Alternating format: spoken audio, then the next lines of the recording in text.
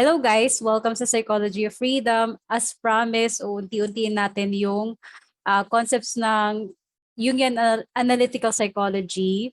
So last time diniscuss ko yung cognitive attitudes na na-formulate ni Dr. John Beebe. Ngayon naman, i-discuss ko naman yung mga cognitive functions. Kumbaga, ito talaga yung isa sa the best way to verify your type is knowing the cognitive functions. What do you primarily use? So, kanino nang galing to? Syempre kay Carl Jung. Di ba nga, this is all about Jungian psychology. So, ang uunahin ko, yung mga sensing functions. So, ano ba yung mga sensing functions natin? Extroverted sensing and introverted sensing. Iko-compare ko sila.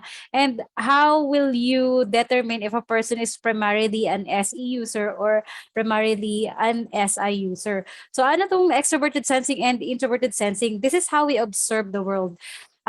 Perception function to. Yun, ibig sabihin, this is how we observe, this is how we take in what's around us. So, ano nga bang difference ng introverted sensing and extroverted sensing? So, una, i-discuss ko muna ano yung similarities nila. Similarity nila, pareho silang sensing functions. Ibig sabihin, this involves the sense of sight, sense of hearing, sense of smell, sense of taste. So, lahat doon sa sensory functions natin, yun yung mga gumagana. Kumbaga, it's very tangible, it's very real. Okay, so ano nga ba yung difference? Ang pinakatatandaan nyo, kapag extroverted the function, it's very outward focus. Pag introverted function, it's very inward focus. So pag extroverted function, like extroverted sensing, palabas yan. Everything that is outside of you. Pag introverted sensing, everything that is inside of you. So, ano ba talaga yung extroverted sensing? It's about the physical environment. Physical environment, whatever can be seen, heard, or taste in the environment. So, anong difference niya sa introverted sensing? Ang introverted sensing kasi, it's very inward focused, di ba? So, para mas magkakulo kayo kung anong difference, so, halimbawa, yung extroverted sensing, lagi ko inaulit-ulit sa mga vlogs before, di ba? It's about other people's experience. Ano yung ginagawa ng ibang tao? Kasi, yun nga yung na-observe mo sa environment eh. Samantalang yung introverted sensing, it's about your own past experience or your own experience. Ano yung ginawa mo in the past? So, makikita mo ang extroverted sensor, nagsasalita, nagko-communicate about sa na-observe niya si ganito ang ginawa or ganito yung ginawa namin. Kasi ang extroverted sensing is shared experiences din. Ganito yung ginawa namin, pumunta kami sa ganito, nag-basketball kami or whatever, that's extroverted sensing.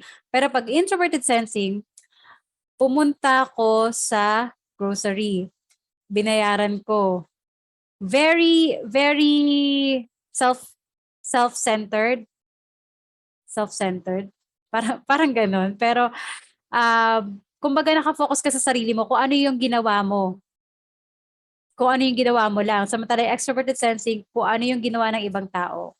So, ganyan mo madidetect ang mga tao. Doesn't mean to say na yung mga SE users hindi na nagto-talk about their own past experiences or ano yung ginawa nila in the past. Pero, yung typing model nga natin is, di ba, dinedetect mo lang kung ano yung primary na ginagamit ng isang tao. Ano yung mas more on ginagamit niya or mas dominant sa kanya. So, ayan, isa sa mga clue mo, pagka ang lagi niyang term, namin, nila, ginawa namin, nila, more probably, SE user siya. Pero pagka ako, ito ginawa ko, ito yung nangyari sa akin, there's a high chance na mas SI user siya. So, ayan. Another one, extroverted sensing, since outward focus to, it's also about giving sensation or giving other people a good experience. For example, dressing up, performing, very outward focus siya. Kasi nga, di ba, halimbawa, SE user, si Vice Ganda, look at how she dresses. Di ba? Yung way of pananamit niya is very vibrant colors, very, parang kumbaga magiget agad yung attention mo. Kasi yung itong mga SE users, they seek to give you a good experience. Samantalang yung mga SI user, they are the recipient.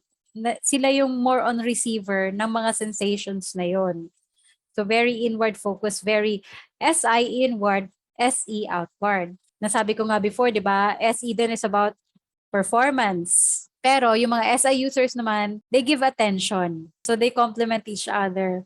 So mga SI users, they seek to give you a good performance, a good experience. So SI user, they seek to enjoy your performance or to give you attention.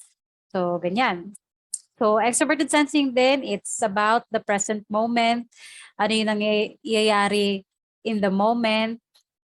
Very now-oriented. While yung mga SI user, very past-oriented. They are the ones who talk more about the past. Ganyan mga SI user.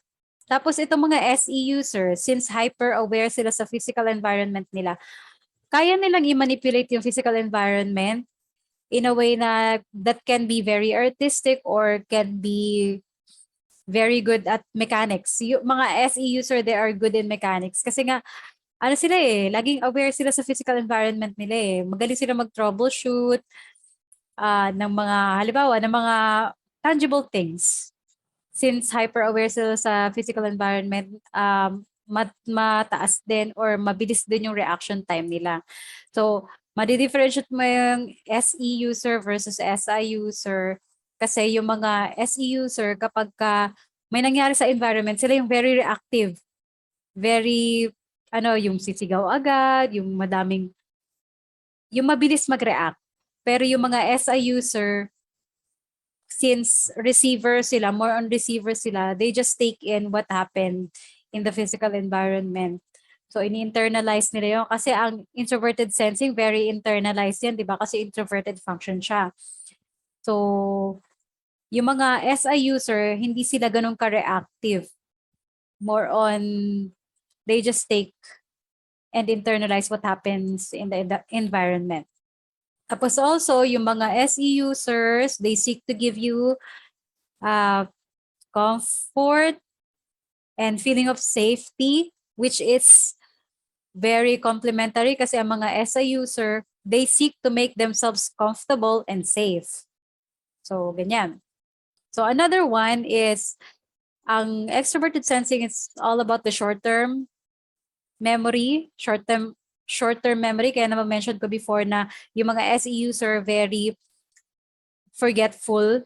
Kasi nga, very focus sila, yung mind nila focus on gathering information about the environment.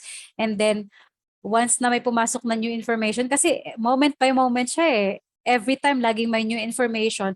So, yung past information, napupush na outside to the point na nakakalimutan na. So, ganon yung mga SE user.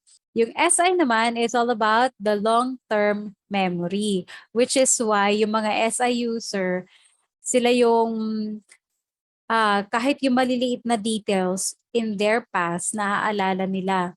And kahit gaano pa man yan katagal in the past, naaalala nila. So, complementary kasi yung mga SE user, they're very forgetful. Kasi yung mga SI user naman, they remember things. Diba? So, since ito mga extroverted sensing user, very reactive sila, they can get ragey. Ano ba tong pagiging ragey? Parang yung sila yung kailangan, kapag ka nagalit sila, kailangan ilabas nila. So, yun yung rage, di ba? Which is complementary again with SI users kasi ang mga SI users, they have high endurance. They can endure and they know na yung pag-rage ng mga SE users, it's temporary. It's not going to be there for a long time. Kasi mga SE users, once na nilabas na nila yung rage nila, yung galit nila, you allow them to do so, mawawala na. While, ang difference naman, yung mga SI users, they are, hindi sila ragey. Hindi sila ganun ka-ragey compared to SE users. Pero they are the one who have the tendency to build bitterness. Kasi since hindi sila nakapag-react in the moment, and then they remember the bad things people did to them in the past, they can build that bitterness. Ano nga, iba pang tawag sa bitterness, hindi. Parang hindi siya bitterness eh. More on grudge. Parang ganon. Kasi SE users, once na nalabas na nila, it all happened in the past, wala na, makakalimutan na nila. Pero SI users, they don't forget. Yan. So, isa pang difference nila, ang mga SE users, they function like a mirror. Mini-mirror nila yung behavior ng tao around them. Automatic yun sa brain nila, sa wiring nila. They don't need to tell themselves to do so. Automatic na mini-mirror nila. Lalo na if you give it time for them to spend with that person. If the person that they're with is nagmumura, ganyan-ganyan, sooner or later, magmumura na rin sila. So, that's how SE users work. They mirror the people around them, especially the closest ones or the people that they encounter the most. So, they literally parang become just like you. Watch the things you watch, become interested in the things you're interested in, doing things that you like doing. Ganyan ang mga SE users. Why do they do this? Kasi they seek to give you a good experience. If that experience is good for you, then I will also do that for you to have a good for you to have an even better experience. So ganyan kasi from the point of view of SE users, it's not about my experience, but it's about your experience. So on the other hand, ang SI is also about self-discipline. Ang mga SI users, they are the most disciplined, especially yung mga SI hero, yung mga matataas yung SI sa cognition nila. While yung mga SE users, wala silang self-discipline. Not to say na never sila magkakaroon ng self-discipline, but it's more natural to SI users and more effortless sa mga SI users to have self-discipline. So ano pa yung SI? It's also about duty, what they should do. They act based on that. Hindi sila nagbe-make ng decision based on wants. It's always based on duty and obligation. While yung mga SE users naman, they act based on what they want. Kasi nga, di ba, ka-access niya yung introverted intuition, which is all about a person's wants and desires. So ano pa?